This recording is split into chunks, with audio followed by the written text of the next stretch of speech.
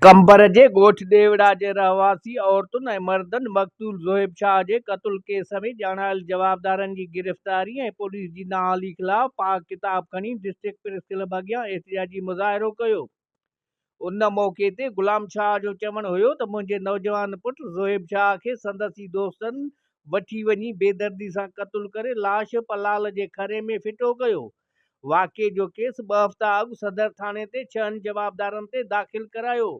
Police 3 जवाबदारनि खे गिरफ़्तार कयो जिन क़त्ल जो एतराफ़ पिणु कयो, जॾहिं त केस में ॼाणायल 2 जवाबदारनि खे पुलिस गिरफ़्तार न कयो आहे, जेकी असांखे केस तां हथ खणण लाइ जान खां मारण जूं धमकियूं ॾेई रहिया आहिनि।